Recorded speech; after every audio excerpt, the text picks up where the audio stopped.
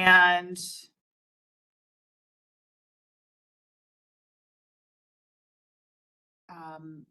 I will share out both the recording and my slides with everybody who registered. Oh, the URL doesn't work for you. Okay.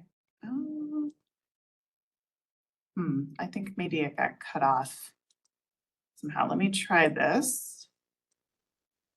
Try this.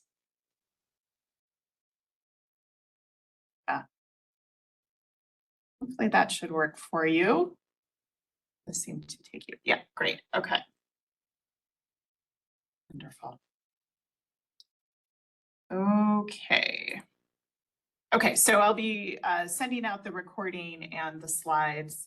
One thing to mention, especially when we get into EndNote, some of the content on the screen is quite small. So just know that in WebEx, you can zoom in and out on your part if it's helpful in order to see the details of what I'm sharing. This is a HyFlex instruction session workshop. So I might have some questions in the room as well as in chat and with the folks who are joining. I will do my best. You can go ahead and add questions to the chat throughout the session. I'll keep an eye on those to answer them. Feel free to raise your hand as well and unmute and ask questions or comment as we go through. I also have a little time, should have a little time at the end to take questions too.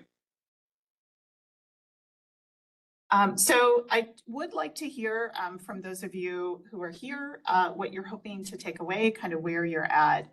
If you're just getting started, if you feel like you have a baseline understanding, or if you've used it and have more detailed questions about advanced functionality, if you want to add that to chat. Thank you, Jay. Okay, so you're getting started. Feel free to add that in when you get a chance, if you're here. Okay, so EndNote Online as a tool is a reference citation manager that allows you to collect and store references, organize those references into groups and share those groups with others, format references within EndNote itself for a quick bibliography, or use an added feature to Microsoft Word to format references within your papers. The online version, as we have access to it, there's nothing additional to purchase, which is nice. So a few questions that come up about EndNote Online versus EndNote Desktop. There's definitely a difference. EndNote Online, the way we have access to it through UMBC, users are able to store up to 50,000 references at a time. The file storage, so this would be added if you're adding PDFs of articles, if you're adding attachments that are charts or something like that, you get up to 2 gigabytes, which you can kind of control. You can remove content over time, but there is a limit to that. And there are about 4,000, a little over 4,000 bibliographic styles that are available automatically. We can also do some customized, not customized, we can add additional sort of standard styles as administrators here on campus. I can work with people to do that. If there's a particular journal style, as an example, that isn't in there. And from time to time, I've done that. The desktop version, they've just recently released EndNote 25. It has unlimited both reference and file storage, additional bibliographic styles, over 7,000 of them. Many of these are specific to a journal, but all of the core APA, MLA, those are certainly part of both of these.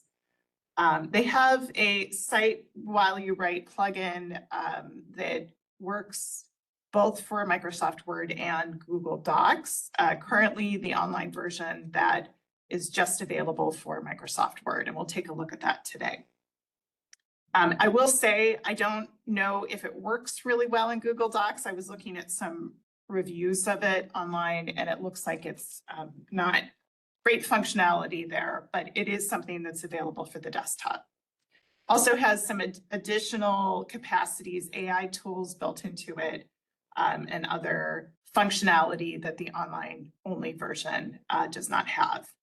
And it is mobile friendly, where the online version, not so much. It is, of course, at a cost.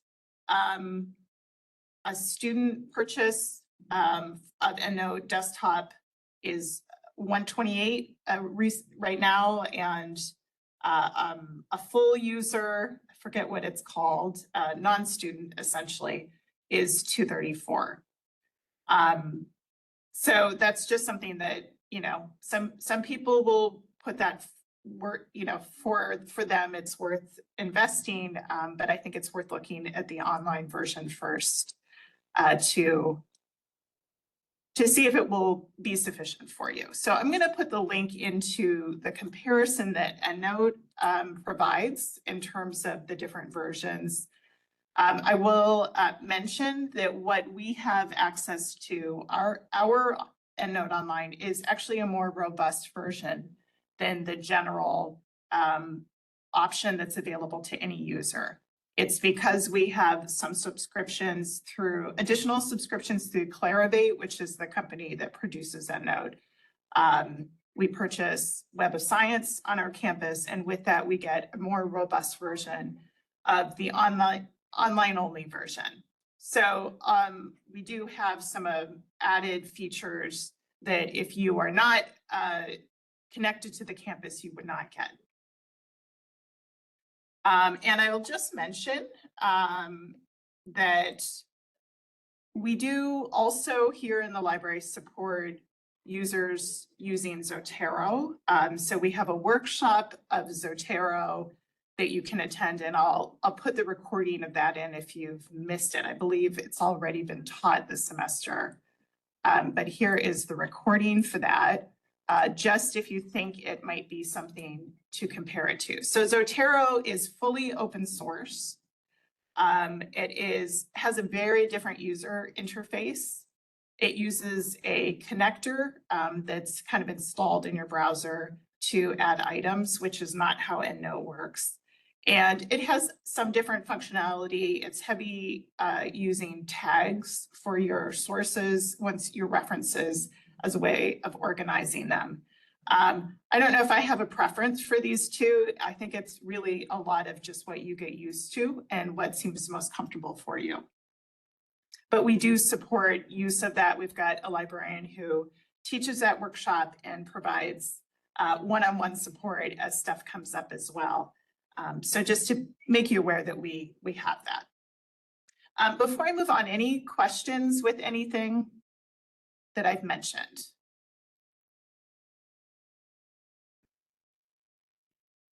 Okay. So in the email I sent out earlier, just as a reminder, I did give some instructions for how to set up an account in advance. So some of you might have done that, but if you have not, you can do that through the My EndNote Web login information. Let me get that link. In a minute, we'll take a moment to do that. We will go through the basics of collecting references once your account is set up, and editing those references and why you may want to do that, as well as organizing and sharing references, and then formatting a bibliography both in the EndNote website itself, as well as using Cite While You Write in Microsoft Word. So that is what we're going to cover today. If you've got additional questions outside that, you can always reach out to me once you've been using it. So creating an account, as I mentioned, is through myendnoteweb.com. I will pop that into chat if you have not had a chance to register and would like to work on that now. I will say, if you go to other EndNote pages and try to create an account, it really prompts you to try to purchase it. It's really working to get you to purchase the desktop version, but this is the link that works for just setting up an online account, online only. And it used to be called EndNote Web. They've kind of moved that title to EndNote Online, but the website is still EndNote Web. So a couple things to mention. In order to get that more robust version of EndNote Online that our campus has access to, you want to make sure you register with your UMBC account. And in addition, it's great to do that while you're on campus. If you are off campus, you just want to first, you want to make sure you're registering on campus. I'm sorry, you want to make sure you're registering while you're logged into the campus VPN. That will connect you to as if you're on a campus computer or the campus network. And with your UMBC account will connect your account to all of the library subscriptions. And again, this more robust system that we have access to.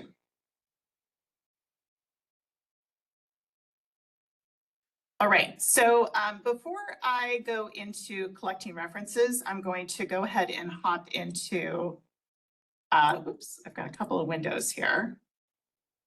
I'm going to go and hop into EndNote here.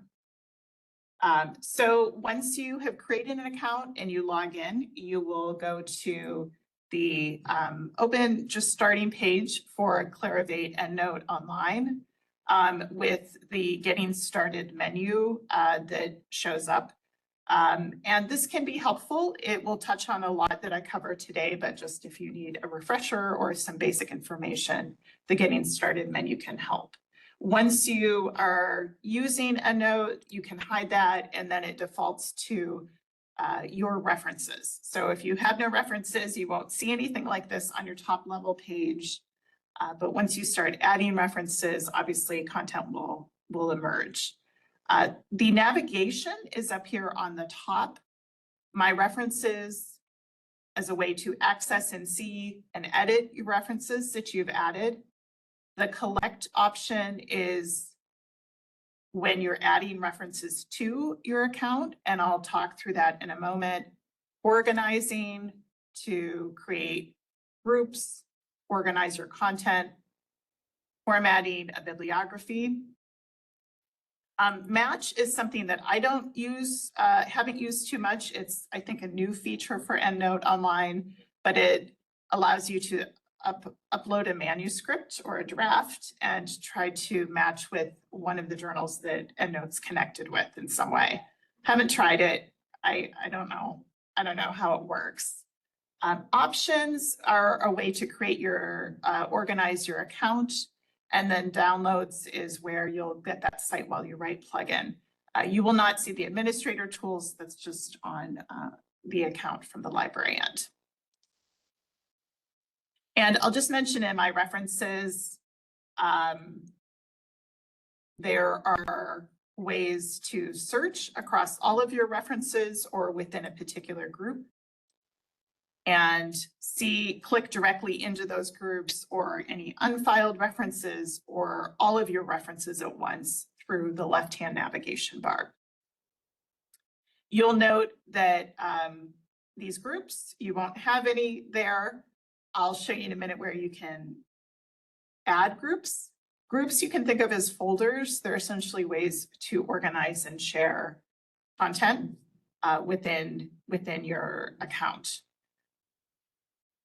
So I've got my groups here. The number next to those are the number of references that are filed into that. You can have references assigned to multiple groups if that's helpful. The icon that looks a little bit like a shadowy person here, those are groups that I've shared with others.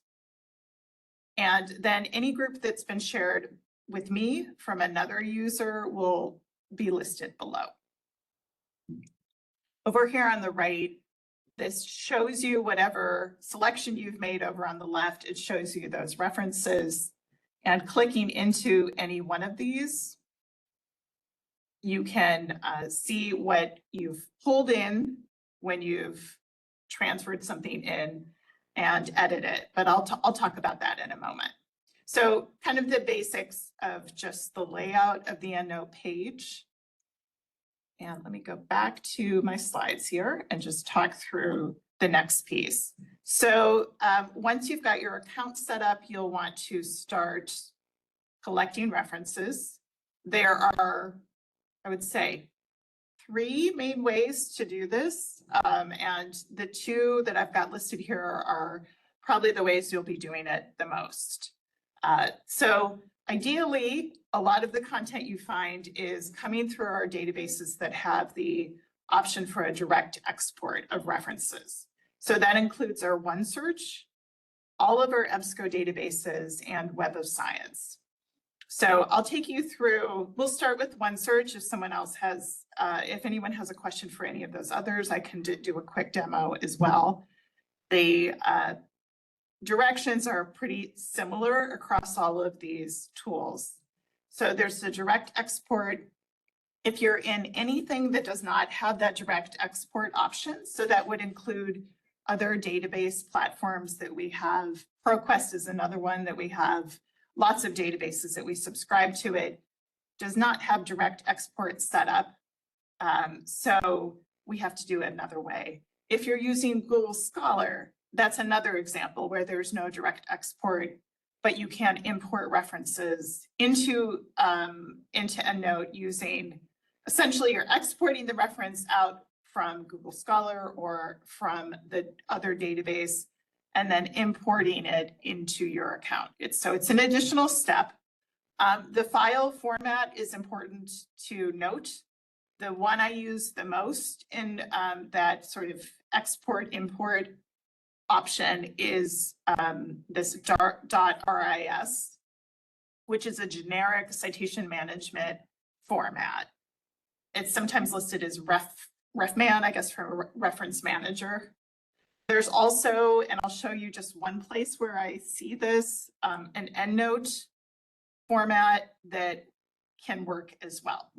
So 2 main ways. I mentioned there was a third, and that is just by manually adding it into your account, which is definitely not what anyone has a lot of time to do. But in occasion, occasionally that might be something you choose to do. But I would like to demo these 2. So let's start with the direct export. And I will start just as an example with our OneSearch. And I'm going to, I think I'll do compound caregiving as a topic.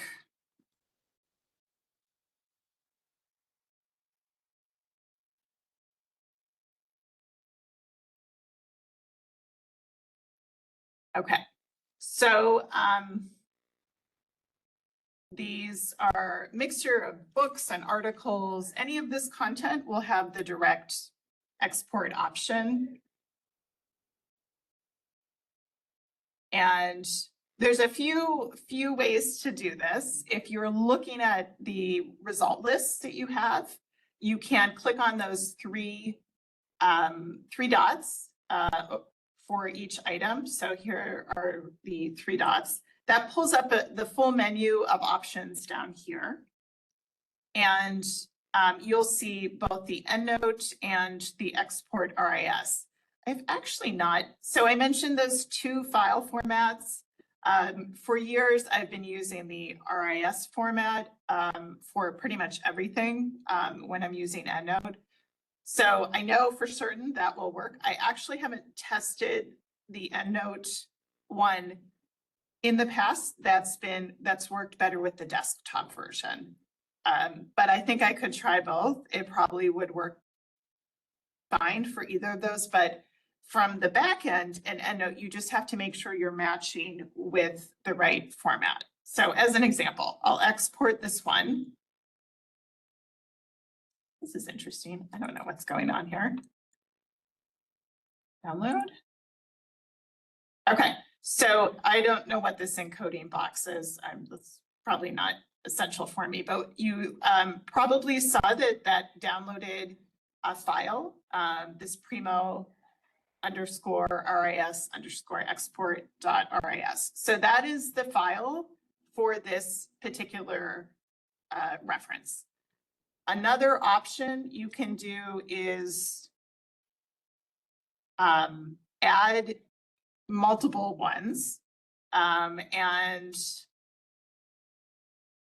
to a list and do them all at once. So I will take the first 4 items here, thumbtack those to my favorites,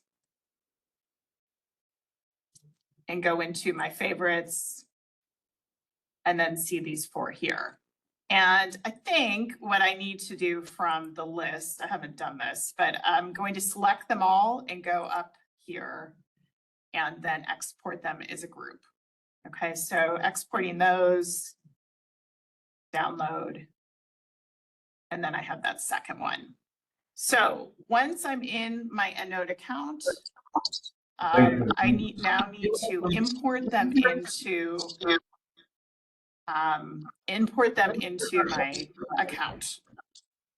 So I'm going to collect them, and when I go to collect, import references. Oh, you know what? I am so sorry. I'm doing the second one.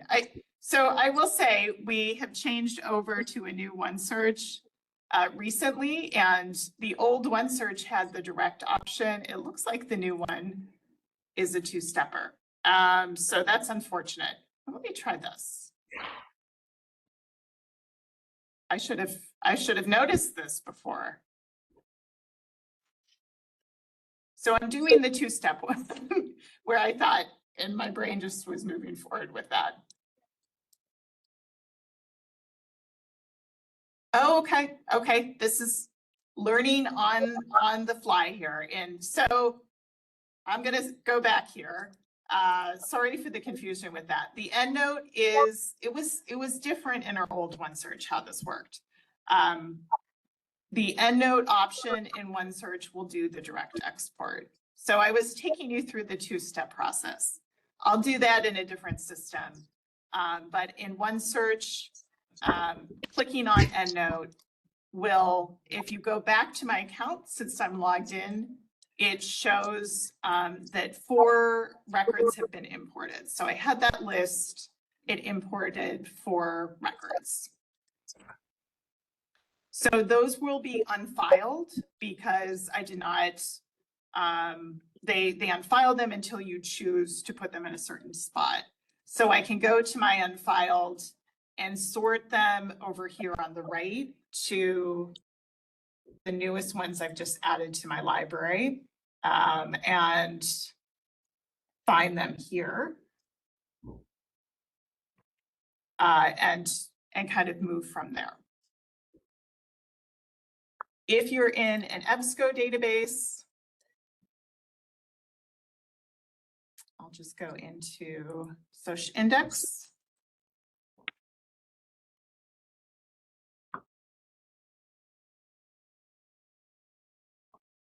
And I'll do a quick search on that same topic.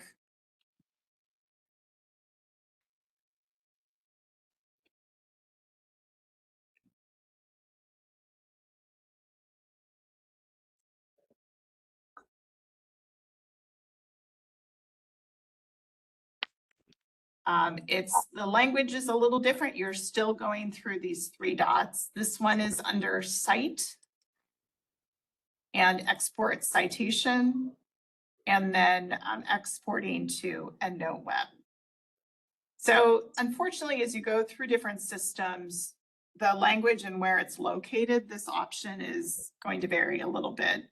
But this direct export option is available in all of our EBSCO databases, as well as our OneSearch. I started off in OneSearch showing you the 2-step process. You don't need to do it. So just look for the EndNote option for exporting, and that will take you into this direct option. Any questions about the direct option as it stands?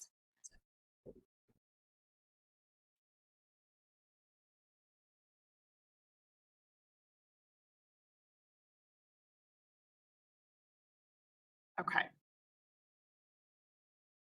Great. So the two-step, which is exporting the file out of wherever you are and then importing it in, it's what I was showing you in OneSearch, which you don't have to do. Where it applies in reality would be anything you're finding on the web, you'd have to do that, any articles you're finding on the web. And then with those other databases like ProQuest, Alexander Street Press, there's a number of different database vendors and packages we have that don't have that direct export. So I'm going to do a quick search in Google Scholar, just to give you a little bit of a look here.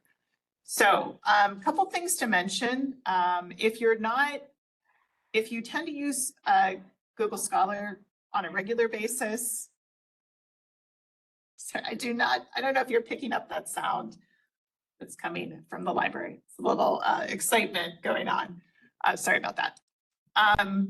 One thing to just be aware of, if you're not, is in Google Scholar settings, you can actually add a library link to the UMBC library, which will connect the results when possible to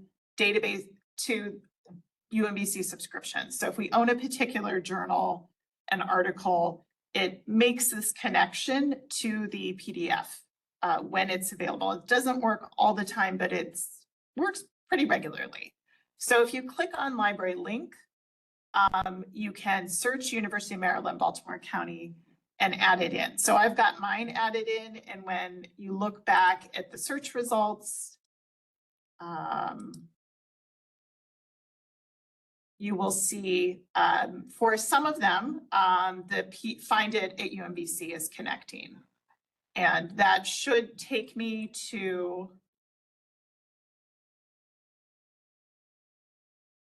the article. So just something to be aware of. If you use Google Scholar, it can be nice. It gets around, obviously, the paywalls that you often encounter. So with that in mind, let me go. I'm going to close out a few things here just to keep things clean. Okay, so let me go back to talk about how to get the citation out. So a couple of options. One is right through cite in the result list, and you'll see an option for EndNote. And you can export an EndNote. Very noisy in the library today. Export an EndNote citation, and then import the EndNote citation in your account. I will say all you get when you do that is the basic citation information. So it really strips out any additional information that might be available if you go a little deeper into the source. So what I prefer to do is, and I will say when you do that, the file format that you're using, you'll note, is ENW. It's an EndNote file format. So when I go to import it, I have to set it to that specifically. What I prefer to do, it's a little bit more labor intensive, but is to go to the publisher page, because when you export it from the publisher page, you can easily, usually, pick up more information like an abstract and some other content. So it gives you a richer citation or richer reference overall with added metadata. But what you need to do when you do that then is look through the page, the publisher page, to find where you actually do that. And it's always a little bit of a quest for me. I tend to look at Cite This article and see if I can find it there. So in this case, there's a Cite This article both generates a citation, but you can also see that it includes download this citation. So I'm going to select RIS format and include the citation and abstract. So I'm getting a little bit more information when I do that. And then you'll see that file that I've downloaded is an RIS format. So right now that's just downloaded to my computer. And when I want to pull that in, I can go to collect in my account, import references, choose the file. So I'm going to choose this most recent RIS file. And the import option, you will see a whole lot of options. I have gotten rid of most of those. I've never used them before. I'm not entirely sure why they all need to be there. But you can see I've cleaned up to just a few, but you'll have a lot of options. So again, if you're kind of standardized, you're used to export in that RIS format, that can be the only one you choose. So I'm going to go ahead and select that. And then here I can tell the system where I want to send it. So I'll just put it in a particular group and import it. As long as you're seeing that number imported, you know it's been added to that particular folder. And I sometimes do a little bit of cleanup when that happens. Anytime I add something, whether it's a direct export or a indirect, which I've just done this two-step one, I often go in and find it and just do a quick look at it. Generally, the information transfers over just fine, but it's completely reliant on the metadata that exists wherever you're pulling it from. Our databases have good metadata. The fields are a good matchup. But if you're pulling from publisher pages or other content, it might be worth it just to kind of do a quick check on that. So going into, I've added this one to evidence. I'll go into my evidence folder and I feel like this isn't sorting as well as it should be. Let's see, newest. Yeah, okay. So I've sorted to add to the ones that I've most recently added, which is this compound caregiver. And you can see what content has been transferred over from the publisher page. Any questions about those two methods for collecting references?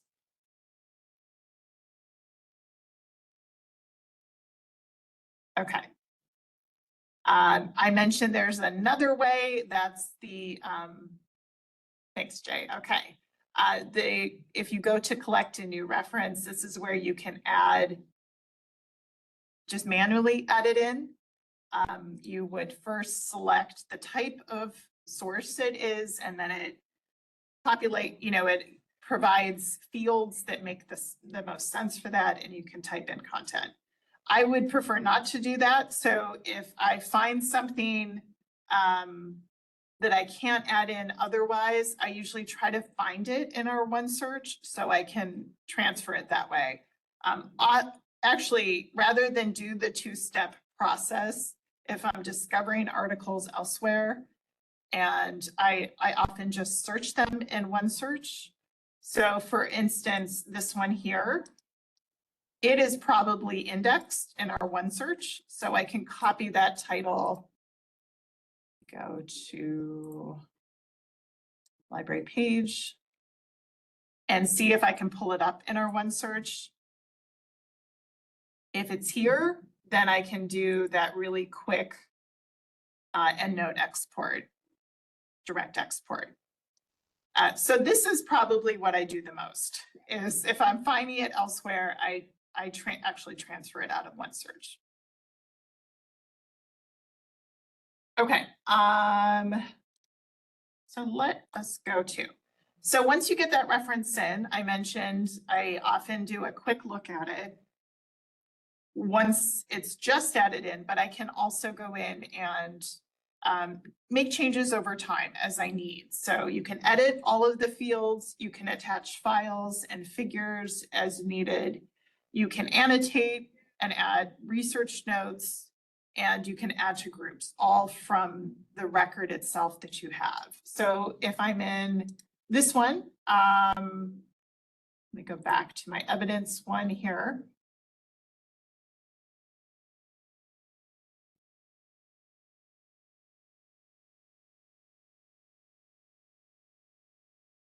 I might do a quick check that everything looks as it should, but I can click into any of these and edit as needed.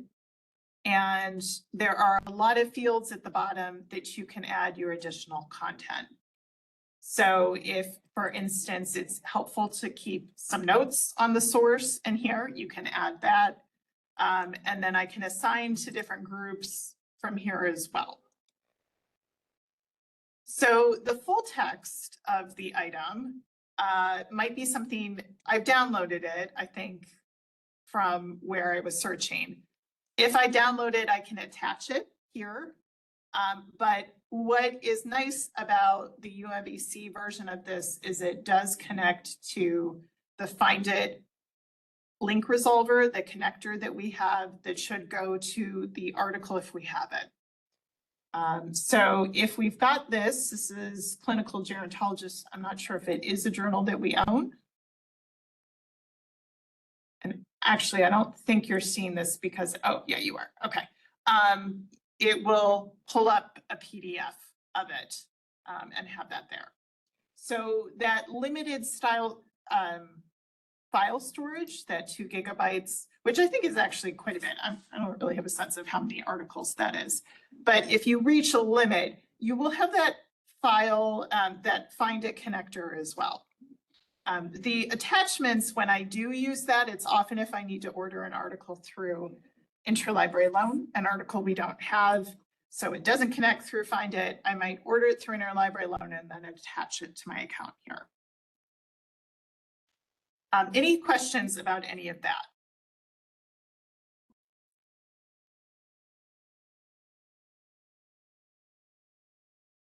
Okay, I'm going to mention something. It's one of the more disappointing things about this system, but I think it's pretty, it happens in other citation management tools as well.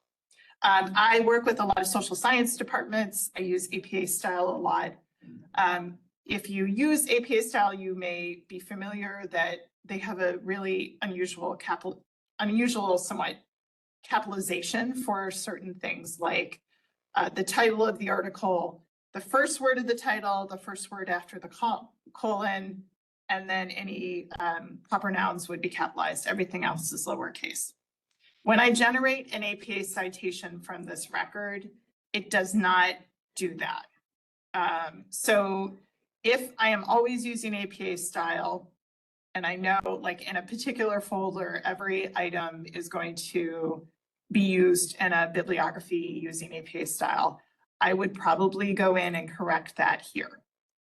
I don't know why citation management tools, they get the order of content and they get the match of here's the title of the journal, here's that. But some of the things like italics and capitalization, they just don't capture well. Or transfer to well, if that's a better description. So you can clean that up in here, or you can do that after you generate the bibliography. Just know that any of these auto-generated tools are not 100% great on that kind of thing, which is disappointing. But so editing references, as I mentioned, organizing and sharing. So we've talked about how you add references to groups, but I didn't talk about creating groups, so I can show you that. And I mentioned that you can share groups of references with other EndNote online users. So if you're working with other people on campus, as an example, on a project, or you're having your students do that, you can have them create shared groups where they're collectively adding references to it, adding research notes, other things. There's also a search and delete duplicate option, which is nice if you're doing a lot of searching across different places, you might have some duplication. So let me just go into that. So that's under organize. You can see there's an option for manage your groups, going directly to the groups that have been shared with you, finding duplicates, as well as managing your attachments. So in manage groups, this is where you can delete or rename groups, see what groups you have, manage the sharing of a group that you've created. So again, the ones that are shared, they both have this little checkbox, but they also have this kind of person icon next to them. So those are ones I've known I've shared. If I want to share something new, you just need the email address of the person that you're sharing with that they use to set up this account. So ideally, they're UMBC users, you're adding them in, but it could be across campuses or other places if people do actually have EndNote online accounts. So I would just add that in. That happens immediately once you get those set up. And then, of course, just to create a new group, you really just have to name it, and then it will show up in your list. Any questions about that? Okay. So the last piece is how to format your references once you have them. You've added them in a particular style. So I mentioned that you can do that in EndNote. You can do sort of just a quick list of references if you just want that, and to make that available. But what most people do is that they use the Cite While You Write plugin that you can install for Microsoft Word. So that automatically allows you to insert references into a document and format your citations and create a bibliography automatically as well. So I'm going to quickly just show that option in EndNote itself. So over here, format bibliography. And you'd need to have all of the references that you want in a particular group. So I'll just do my evidence folder. I have a set list of styles here because what the default is all thousands of them that are available, which is a lot. So I recommend just kind of cleaning up to what you are using at any given time. Be aware that the styles, the favorites that you have here are the ones that become available to you in Microsoft Word using the Cite While You Write plugin. So if something isn't showing up in Microsoft Word that you want to use, you can go back in here and make that change. So let's say I'm doing APA 7th edition. It gives me some options for HTML, text, or rich text. And this just, allows you to kind of generate this list and quick and dirty here. So the Cite While You Write connector is something that works both with Windows and Mac products. You download that installer and then run through it. And then let me just pull up my example here.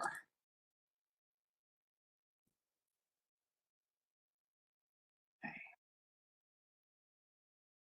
So once you've installed it, you will see and open up Word, you'll see an EndNote option showing up in your ribbon up at the top. I think it will have me log in here. Oh, I guess I'm still logged in from the last time. But if you haven't logged in, it has you log into your EndNote account again. And you can see that you've got options to insert citations, edit citations, and a few other things. So for instance, if I'm typing away here and I want to insert a citation at the end of this first paragraph, this is where I said when you customize your style options in EndNote, that's what shows up here. So that's why I only have a list of, 10 here. There's lots more available, but I don't like to see that giant list. I think it even cuts you off at some point. So it is helpful to limit it down as you need it. I'm going to set mine to APA 7th. I'll click in, and again, just put your cursor where you want to insert that in-text citation.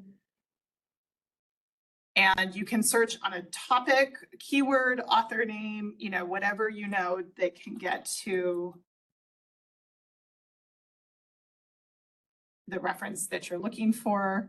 I've got lots of duplicates because I'm running these searches regularly. So I would probably dedupe first before I did any of this in the back end of EndNote. But I can just select one of those and you get a little preview of what that citation is. And then it gives me a couple of options for inserting. And then it puts in the in-text citation and APA style, and then it generates the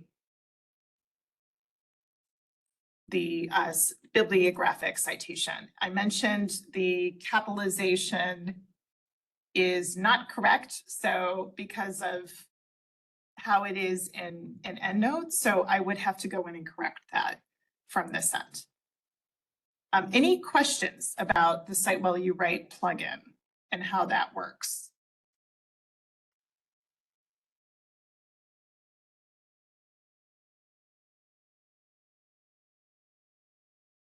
It's pretty straightforward. It also isn't super nuanced. And so there are some things that come up from time to time that people find are a little frustrating, but there are some limitations to what it can do. But for the basics, it can insert and add your citations that way. Couple things to mention. I'm going to minimize that. Going back to my slides here.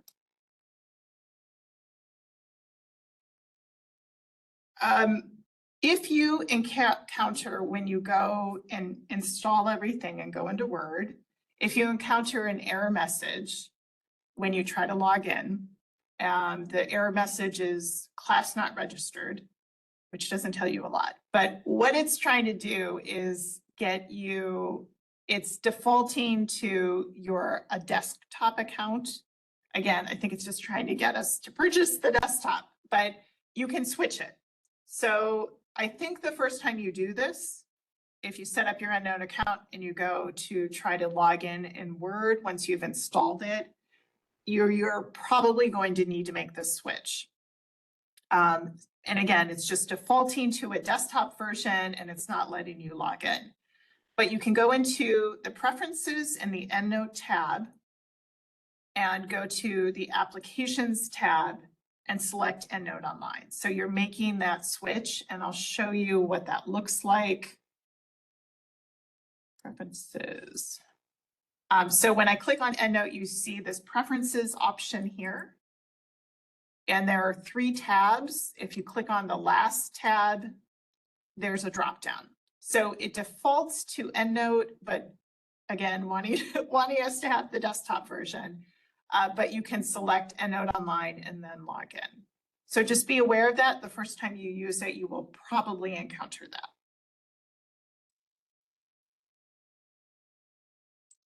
All right, just going back here.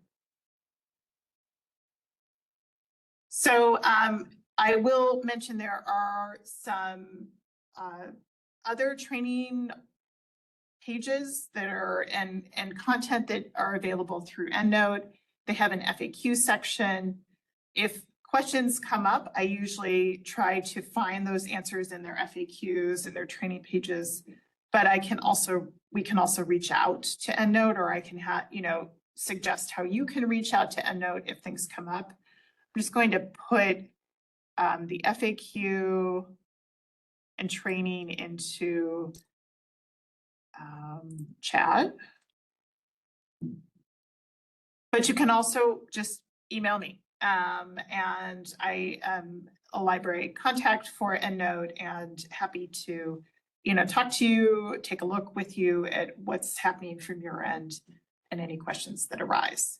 And in the last moment here, any questions that you have related to anything I went over?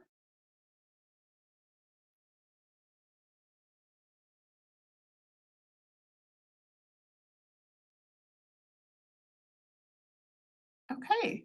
I will hang out here for a few minutes. I'm going to mention, oh, thanks, Bernice, appreciate it.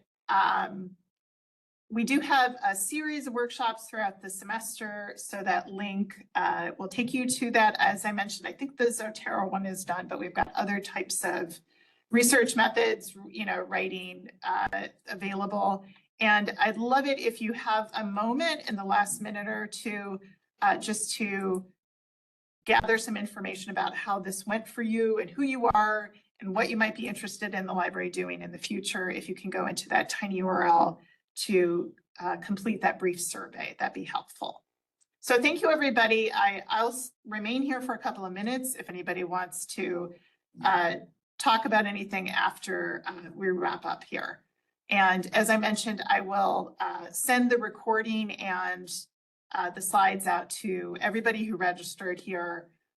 So you should expect that in a moment.